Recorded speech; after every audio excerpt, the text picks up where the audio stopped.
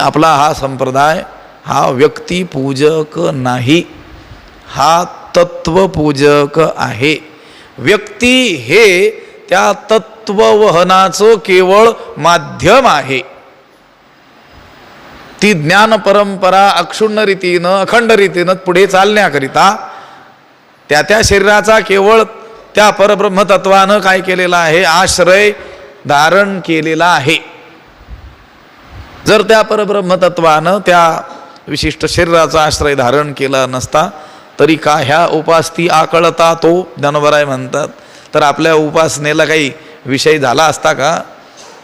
म्हणून त्यांनी काय केलं, ते विशिष्ट शरीराचा देहाचा काय केला, आश्रय धारण केला. पण श्रीगुरु म्हणजे काही देह नव्हे, विशिष्ट व्यक्ती नव्हे, तर श्रीगुरु म्हणजे गुरु साक्षात परब्रह्म. गुरु हे साक्षात कोण आहेत? परब्रह्म स्वरूप आहेत. गुरु